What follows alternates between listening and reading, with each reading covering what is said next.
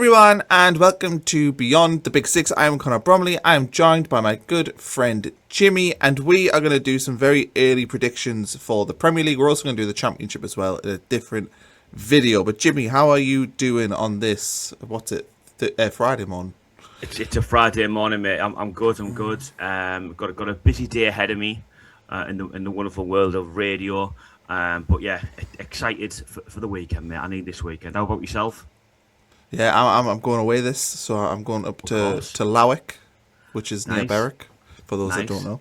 So I'm there for a few days. I'm there till next Thursday, so that's going to be fun. Lovely. But, Bit of an Airbnb job going on there, were you? Or no, family owns a nice, I say caravan, but I mean it's nicer than my house. So sound happy days. yeah, so it's one of them, a freebie holiday. Anyway, Lovely. Premier League 1 to 20s. Do you want to start top to bottom or bottom to top? Oh, do you know what? I'll let you choose, mate. Go on, you choose. Right, well, we are beyond the big six, so I don't want to focus too heavily on the big teams. So maybe we'll go top to bottom. Cool. Sounds good. So I mean, if we skip through, because we don't really care about the ones that are going to be fighting for the title, unless you've got somebody else in there. My top two, though, are Arsenal winning it and then Liverpool. Yeah. Okay. Okay. What are you thinking, top two? I've gone Arsenal win it with Manchester United second. Oh, wow. I was very on the fence about Manchester United, to be honest, because Just loves Michael Carrick. well, I do love Michael Carrick. Yeah. I do. Yeah. I think as a football man, as a human being, I like him a lot. He absolutely had his time at Middlesbrough, but I do love Michael Carrick. And it's one of those things. He will either do really well this coming season, or he will do absolutely terribly. There's going to be no middle ground here. And obviously terribly means like no Manchester United nowhere near fighting for the title stroke top four. So I'm hoping just for Michael Carrick's sake that Manchester United come second. Why Fair Liverpool enough. out of interest? Because they were bang average last season. I really like Areola. And I look at the other ones in there. I was looking at this when I was doing this, and I was like, I don't fancy Man United. Obviously you do, but I don't. City with Maresca. I'm not a big Maresca fan. And then after that, you're sort of looking, well, who else is there to take that mantle? And you've got, and I think logically Liverpool have probably got the second best squad. So Yeah. well, maybe City have got the second best squad, but I don't trust Maresca. So that's why I've up with Liverpool. Yeah. But I think Arsenal are clear winners. Yeah, I think it's as much as I wouldn't like it to be the case, I still think the transition that the other big six are going through at the moment, I just think Arsenal will have too much this season, unfortunately. Yeah. Third place, I've went Aston Villa. Oh, nice. That would be nice if that was the case. I know I don't fancy Maresca, and you don't as well, but I've gone Manchester City third, purely on the basis of the business that they've done already, the business projected to do. So yeah, I do fancy Manchester City to finish third this year. I don't think they'll challenge the title by any stretch of imagination, but I do think they'll be a good side. So yeah, I think with Villa, they've got a team that's getting on a little bit in age. Yeah. So I think yeah. I'm a bit worried about Villa long term, so the next couple of years. But I think with Emery in there right now, I really liked what they did last season. And I think if they can just sign just a couple of players, just to put the quality of that team just up another notch and the depth to it, I look at them and I just think, well, why not? Why can't they? Because at last season, at times, they did look like they could get in there. Yeah. I think they are likely to sell Morgan Rogers, but then if they can reinvest that correctly, I like them. And I think I look at them and I look at the stability that they've got compared to some of the other teams that's fighting at that part of the league. And I think, they could maybe, we could maybe squeeze in there.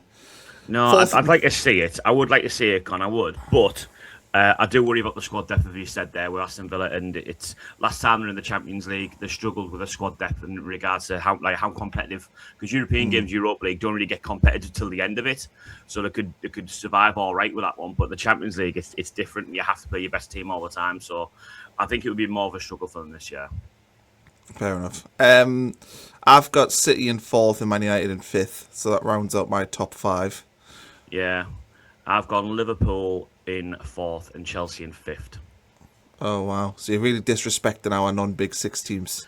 Well, I have, yeah. With I think it's this season could potentially be a resurgence of the Big Six, just because, like, no, it's. I still do think a lot of the sides are mid-transition, but I don't see where. No, Villa will have a good season. I see Spurs having a better season, and I look at the other side. Again, it's early predictions. We haven't seen all the business that's been done yet, and we haven't seen who sold who, who's bought who, etc. But I do see a Big Six resurgence this year in the Premier League. Fair enough. Sixth place. Who you got in there? I've gone for Aston Villa. Okay, so you got them just on the outside. Just on the outside, mate. Yeah, just on the outside. How about you? Nottingham Forest. Wow. Now, that's changed because they brought Glasner in. If you'd asked us yesterday, I probably would have had them a bit lower, but I like Glasner. I really like the Forest team. I love their squad. They're not in Europe next season. Yeah. And I just wonder if it'll be similar for them like it was in the last season under Nuno, where they sort of push towards the top end of the table. But I really like that Forest team. I don't know what they'll do. Maybe they'll lose players like Gibbs White, which will be a blow. But as we sit here right now, I think they look really, really strong. So I like the look of Forest. I've got them in sixth place. I think they'll be pushing. Yeah. Sixth place, I've gone for Spurs. Okay, so you're expecting Spurs to really come back strong this season? Yeah, actually, no, I've got Aston Villa sixth, haven't I? I've gone Spurs seventh. Yeah. Yeah, I've gone. 2, 4, 6. Yeah, Spurs in seventh. I think the business Spurs have done already superb, and it looks like Tonali's going to go there as well. It looks like they're not going to be done either in the transfer market. I think if Spurs get a striker in as well, they're going to be a force to be reckoned with. There were rumours that Harry Kane potentially coming back to the UK and playing for Tottenham again as well. So he's just he's signed a new contract. That's not happening. Thank God for that, because I like him in Germany. But I do. I fancy Spurs having much better. And again, you talk about Areola, what have you, but I do think Zerbi's a fantastic manager, and he did how he managed to save Tottenham last year, because squad wise, better than where they were, but in regards to where that squad was mentality wise, was absolutely dead and buried, and he did a fantastic job. I like him a lot. I do expect Spurs to have a much better season next year. I'm not as convinced that they can jump 10, 11 places. I think that's hard. They've been bad for 2 straight years. I mean, I know they've spent some money. I'm not convinced on Sandro Tonali, to be honest. I think mentality wise, I think he's quite weak. I look at what last season at Newcastle and how they needed a leader when Bruno was injured, and Tonali's crying off the Derby game because Italy's got a big World Cup qualifier. It's like, no, you don't do that. You don't do that. Like those games are big. Yeah, so I'm not sold. I think 100 million quid on him. I think Newcastle have done exceptionally well. Oh, well, without a doubt, £100 million is like he's overpriced. That don't get me wrong, but I think in a Spurs midfield, you get some decent legs in around him, and you got good wingers and you got good forwards in front of him. I think Tonali could have a fantastic season for Spurs. I really do. Van Heck's gone there already. Andy Robertson, I think, is a solid signing as well. I fancy Spurs have a good season. I really do. Well, I've got Brighton in 7th. Yeah. I tipped Brighton to finish 5th last season, and they let us down at the end of the season. Let's be honest, they had a bit of a wobbler last sort of few games, and they could have got in there. But I really like their squad. Obviously, they do a lot of smart business, so that they're recruiting well every single season. They have got Conference League, but I think that the Conference League's weak enough where Brighton will probably be able to play pretty strong rotations. So I think they'll have a good chance of winning that. Palace won it, their rivals last season, so I think they'll have a good chance of winning that. But I think they'll have another solid season. I don't see a world where Brighton struggle. I just think that they seem to be so consistent in everything that they do, and considering club size and that they don't really have a history in the Premier League until they came up 10 years ago. They're doing a really, really solid job. So I've got them finishing in 7th. 8th, I'll do 8th and 9th together because they're big 6. I've got Chelsea in 8th and Spurs in 9th. Yeah, okay. I think Chelsea are a basket case. Yeah. I think they're just nuts. I think that, I just don't have any faith in the ownership there. I think Alonso's a decent appointment, but I don't necessarily see that ending well.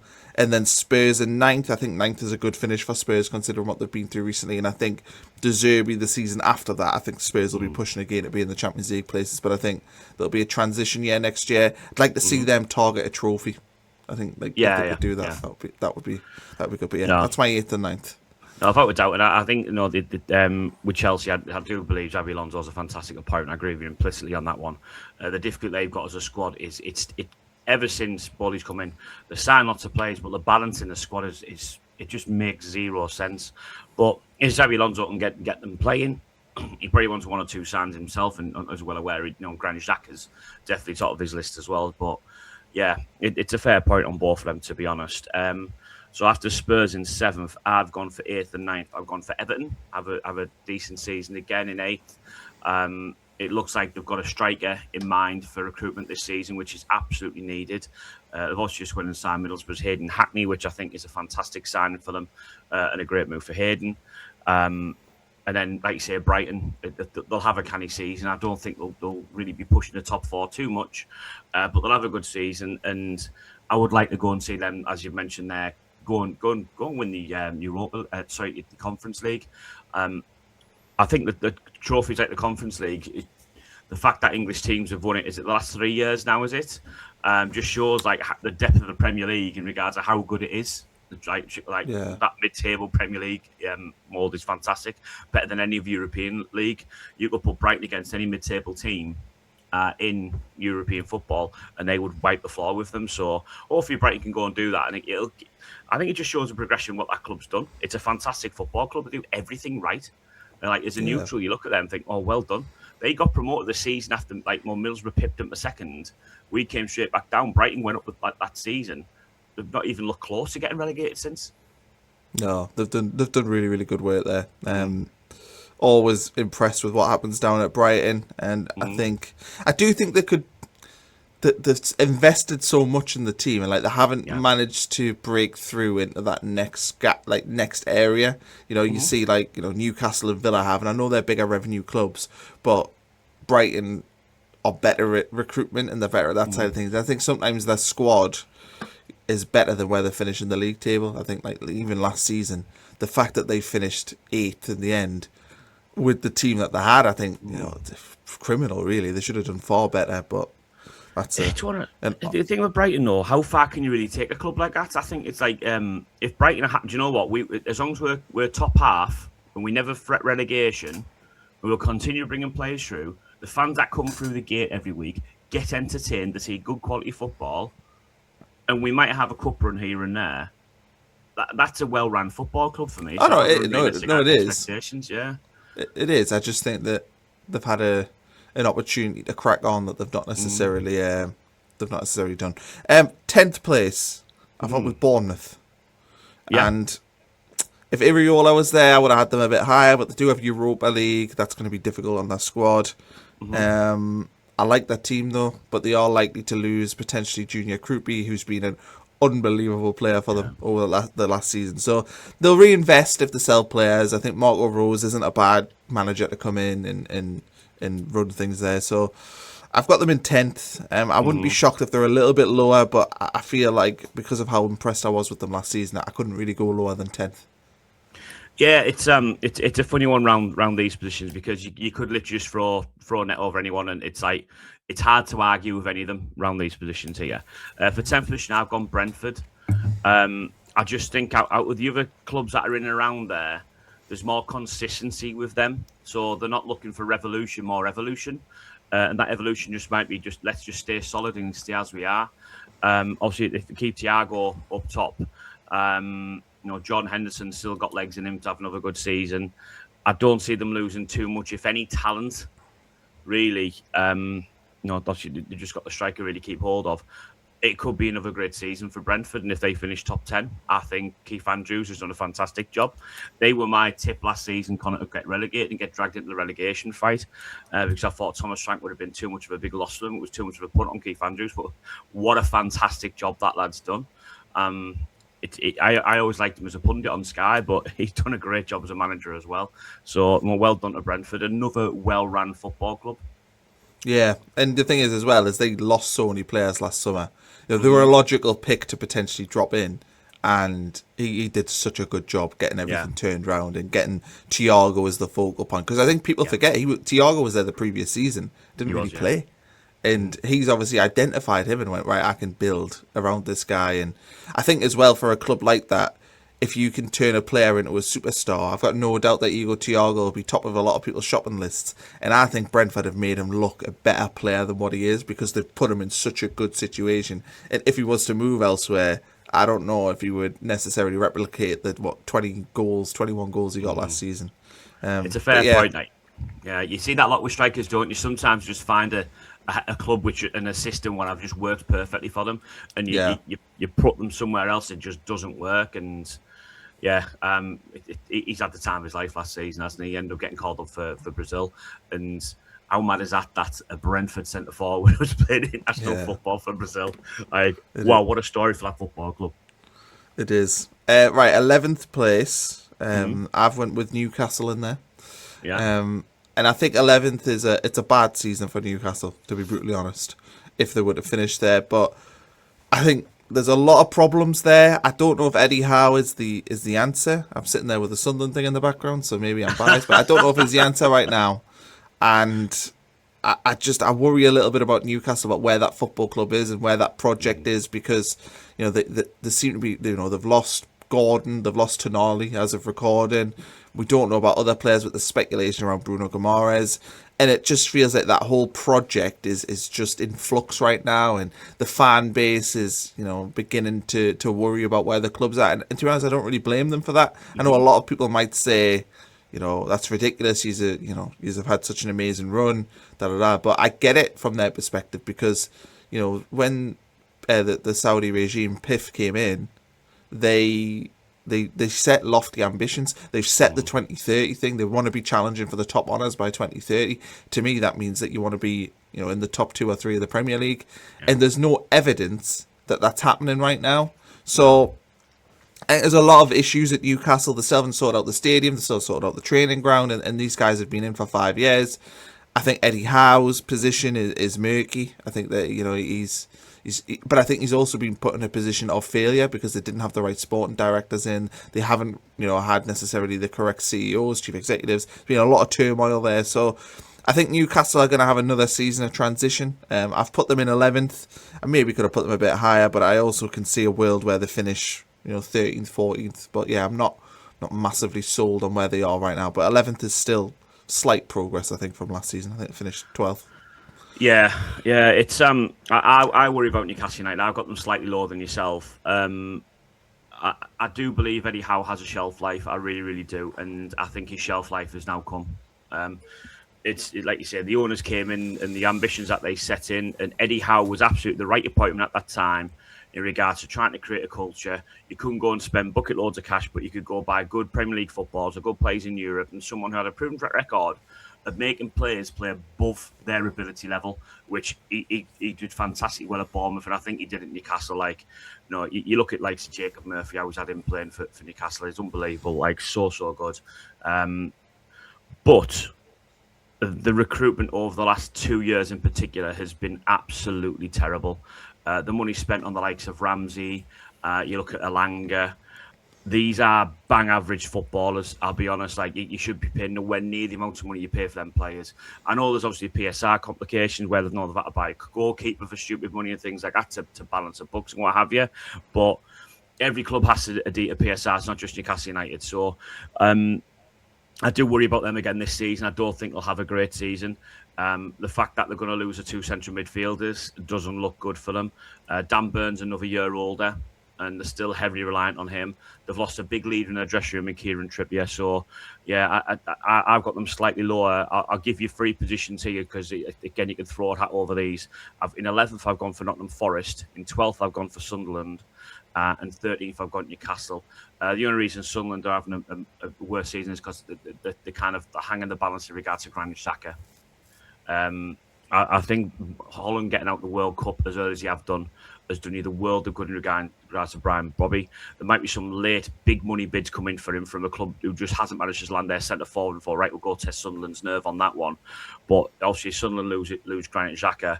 They've lost a big linchpin in that midfield, and I do think he's going to be very, very difficult to replace, not just on the pitch but off the pitch as well. So, and Forest, I don't see Oliver Glasner being in charge of Nottingham Forest by the end of the season.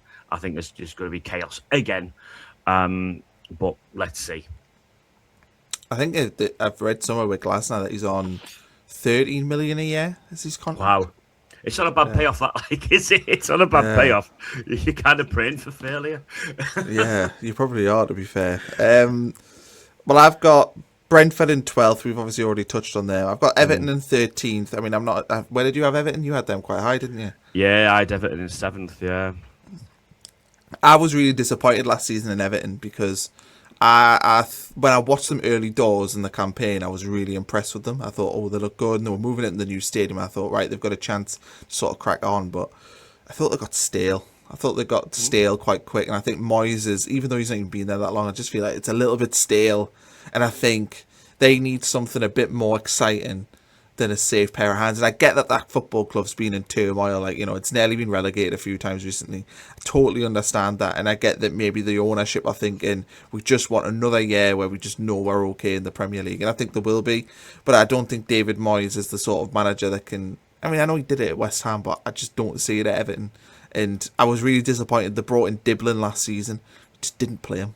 Didn't play him. Yeah. And I look at, like, they brought in Hackney, and I would like to think he'd play him, but I also think, well, where does he fit in that team? Because he's not going to get in ahead of Dewsbury Hall, and I don't think Hayden Hackney's going to sit as a defensive midfielder in the Premier League. I would see him playing a bit more advanced. So I wonder how much is he going to actually play at Everton. So Yeah. I'm not massively sold on Everton right now. I think they'll be totally fine sat in mid-table, but I'm looking forward to seeing what that football club does next in terms of replacing David Moyes, because David Moyes is only going to be there another season, I think. I don't think he's going to be there any longer than that. No, there's a lot of fair points you made in Everton there, to be honest. Obviously, in my day job, we've had a lot of conversation with Everton fans and people in Everton media and things like that. And a lot of what you're saying is what's coming out from there is they are over the moon, the fact that they didn't have to go through the relegation fight last season. But again, they are also a bit bemused in regards to, well, we should have really pushed Europe a little bit harder, like no high position in the league. But I think all that we're missing last year was a centre forward, really. The talk from what's going to happen with Hayden Hackney is he's going to slot straight in the midfield in replacing Gay in the middle of the park, which for me, the two very different footballers. Hayden Hackney is great at running with the ball from deep. He's not going to break down play much, but apparently James Garner's going to be that player for that one. So we'll see on that. But I think Everton, as well as like if they do finish in a position like what you're predicting here, Connor, to keep Everton fans on Moyes' side, they need a good cup run. And I'm talking like a Carabao Cup semi-final, FA Cup semi-finals, absolute minimum. To keep because if you do drop a few places in the league, as a club the size of what an Everton is, you need to have a good cup run. You need to give the fans something to cheer about, and if he can do that, fair play. Like you say, he's proven he can do it at West Ham.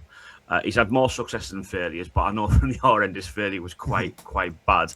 But yeah, it's like you say, no one can really argue too much with the mid-table positions here, Connor, because you're talking maybe a 5 or 6 point swing from 8th to 16th, maybe. Do you know what I mean? Like it's not an awful lot.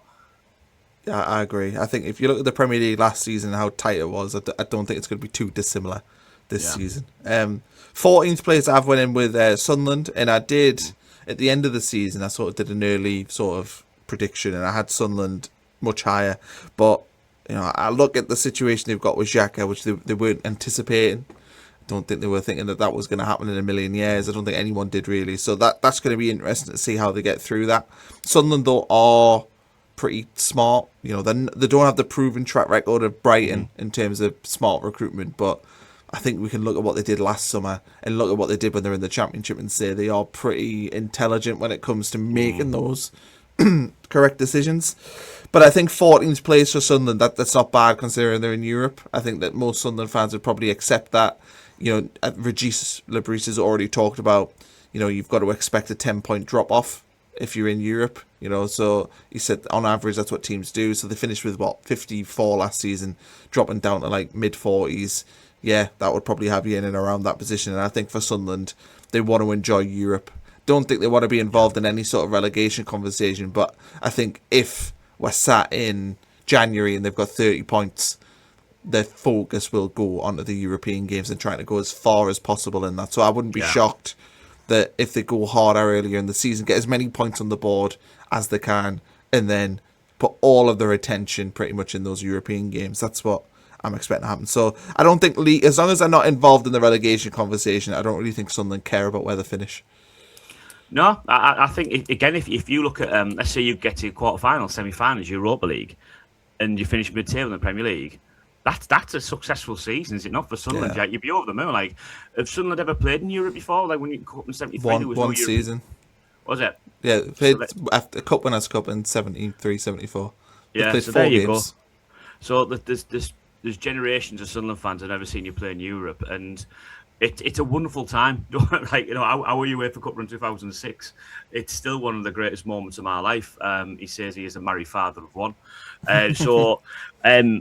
It's and I'm excited for Sunderland fans to embrace that, and yeah, you'll take that league position, Connor, with a good run in Europe, and give the fans something to cheer about. In Europa League, you get some big sides playing in there, so with some big people come to the stadium. Like, imagine the atmosphere you're going to be in there. Unbelievable. Oh, yeah. So yeah, no, it should be fantastic. I'll give you so I've got here 2019, 18, 17, 16, 15. My 14th position, I've gone for Bournemouth. Okay, it's a big regression for them. Big regression for them. They've lost too much talent for my liking. Way too much. If Coventry goes as well, there's way too many players left that football club. I know they've got a proven track record of losing one or two and rebuilding, but there's Senesi's gone to Spurs, hasn't he? The centre half. There's obviously they lost Semenyo in January. There's talk of more players leaving. Obviously, Coventry, you mentioned there. There's too many players gone. Way too many gone to rebuild and have another good season. There's 4 minutes we're playing in regards to Matt Taverni's doing really, really well there. I had the captain's armband at times last season. I think Bournemouth just surviving and rebuilding, seeing how they go again is going to be big. And obviously, losing the manager, he was ridiculously brilliant for them. And obviously, he's gone to bigger and better things now in regards to football club size.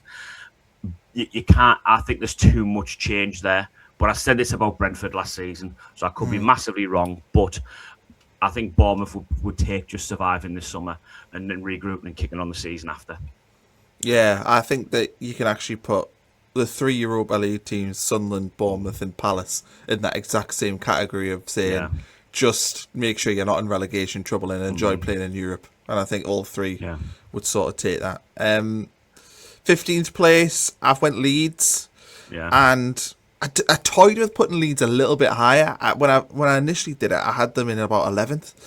And then I sort of thought about it and I went, do you know what? I don't know if I trust Daniel Farke yet. I know they did really well last season, and I know that that's ridiculous for me to say when they finished comfortably away from relegation. And I still think they will. I think they finished 15th or 16th last season. They were miles away from relegation in the end. It's ridiculous that they were even worrying about it when you look at the final table. And I think it'll be the same for them this year. But I do think that Daniel Farke, it's somewhere they need to upgrade. I think that ruthlessly you need to bring in a higher level of manager in Leeds because of the size of that club. If they can stay up again comfortably this season and then maybe next summer make a change there, they could bring in a really top level manager because, it's one of them football clubs that you can sort of get, if you're a manager, a bit dreamy about, being the one, especially when they're doing the stadium and all that, the project that's going on there. They've got ambitious owners. You could maybe attract in there a manager that, should be going for sort of top 6 or 7 jobs. So that would doubt. Yeah. I think they'll finish comfortable, but I don't think they'll be pushing. I don't think they're going to be able to do enough to their squad this summer to say, right, okay, they're going to push to be a top 8 team. No, without a shadow of a doubt. I think I do see Leeds doing similar to what you're saying now. They are a sleeping giant. I do think there's a huge opportunity with Leeds United in regards to some manager like doing what a Glasner's done at Crystal Palace and coming in and revolutionising the football club, do you know what I mean, on the pitch, because they're doing a lot of it off the pitch now. Daniel Farke absolutely has a shelf life. It's the first time he's kept a team in the Premier League, so no, huge well done for him. And this could mean his next move could be to a Premier League club as well. And he's not had that before. He's always supported, like, in England, with Norwich in the Championship and Leeds United in the Championship. And that Leeds United side he had in the Championship was fantastic, and they did very well to stay up. I think frugal signings in regards to Dominic Calvert-Lewin, getting him on the pitch as much as he did, I think it's huge. Well done. Farke was tipped to get sacked very early in the season last year. He didn't. He kept his job, kept them up. Well done. But I do expect him to be one of the early casualties in the Premier League this year. I don't expect them to have a great start to the season. I do like the signing of Harry Wilson, but it's, as you rightly said in a few pods before, I think the wages that will be going on him is possibly a tad risky, and may well imbalance the squad as well, because he'd probably be the highest paid player at Leeds United, and they've lost a great centre half as well to Brighton. So I've got them finishing slightly below where you've got. I've got Palace in 15th. So you've got the 3 Europa League teams very near each other, as you rightly said there. I think Palace losing Oliver Glasner is way too much. And then I've got Leeds in 16th. And surviving just, I've got Fulham. And the reason I've got Fulham just staying up in 17th position is the gap between the quality of the Championship last year was absolutely terrible. It was really poor. I think the gap between the 3 promoted sides and the rest of the Premier League is just too big. And I think you're going to see all 3 relegated sides relegated relatively early in the Premier League this year. And Fulham will stay up by the skin of the teeth on the basis that the squad will just be good enough. There's a lot of turmoil going on in regards. There's a lot of aging players and things like that. Fulham will just have enough, which whoever comes in and takes Fulham on, whether it's the start of the season or the end of the season at Fulham, at least they'll have an opportunity to rebuild and go again for Premier League survival the following season and kick on. Because they've had a couple of good years, haven't they? Let's be honest. Yeah, I've got Leeds 15th, Palace 16th, Fulham 17th, so we're basically on the same train of thought.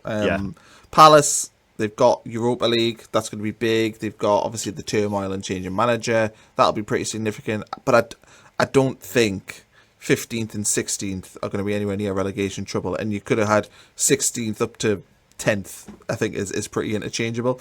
Yeah. Fulham, I've got 17th. I am worried about Fulham. I just think the squad is got quite an old age profile. I think they're still not sorted out the manager situation yet.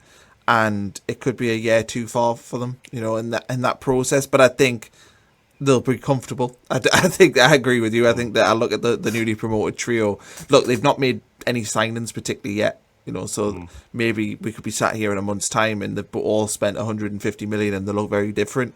But as we sit here right now, even though I can say that I don't rate this Fulham squad right now, it's miles away from what these newly promoted teams have got. And I think you're right. I think the Championship last year was pretty poor, and all 3 newly promoted Championship teams have to have a summer window like Sunderland did last summer. Because Leeds was a bit different, because I think they already had quite a lot of Premier League level players. So they spent 100 million, but they were already kind of there. They already had a lot of strong players, and a lot of their squad in the Championship is translated to the Premier League pretty well. But I look at Coventry, Ipswich and Hull, and I think they all need transformative summers. They need huge summers where they go out and buy a lot of different players. And so far, the signs to me are that they're not doing that quite yet. So I'm worried about all 3 of them, and I think that you're right. I think that all 3 could well be like the year where Ipswich went down last time. It could be very much like that. Yeah, without a doubt. I mean, you look at, like, for example, Hull, what they've had to do since the whole PSR thing with them. They've literally downgraded the goalkeeper. So sold Panda to Rangers, and then Jack Butland's come the other way. I like Jack Butland. I think he's a good goalkeeper, but Panda is way better than him.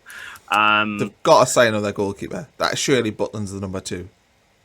I wouldn't be surprised. I mean, but I watch a lot of Rangers, as you know, and Jack Butland's been really good for Rangers, but I'm not even going to go down the road of comparing the quality of football in the SPFL and the Premier League in the modern day.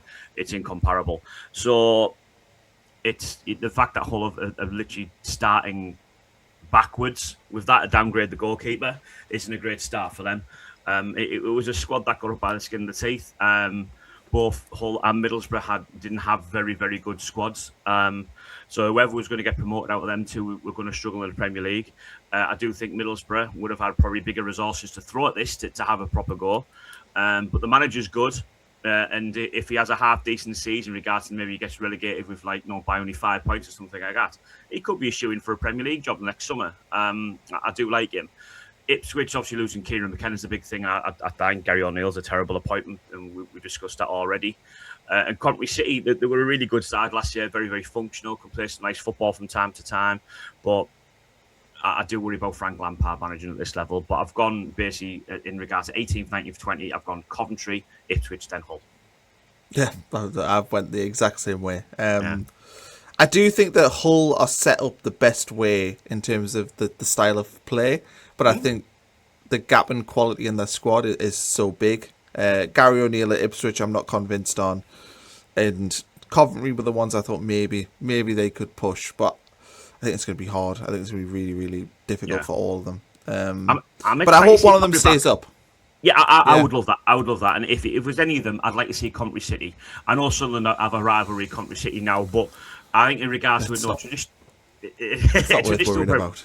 It's not, no. As a traditional Premier League football club, etc., and the Coventry managed to pull the crowds back to the stadium and things like that. It's I love the colour kit that they're playing. It always looks good. And I do like Frank Lampard. I don't rate him as a manager, really, but I do like him, and he did a fantastic job at Coventry last year. So if any of the teams go, I'd love to see Coventry City go and do that. I just don't see it. I think the gap's too big. Yeah, that's it. So there we go. Let us know in the comments below what you are thinking. Obviously, these are very early, and the idea is that we're going to do these again before the start of the Premier League season, or maybe we'll just do it. We'll do it before the start of the Premier League season. And then we'll keep doing it throughout the season. See if we agree or disagree with where we put teams and whether or not we move teams up and down. So we'll do that. But yeah, thanks for watching, everyone. And we've got championship predictions coming out. So check that out as well if you're interested. And we will see you soon for another video.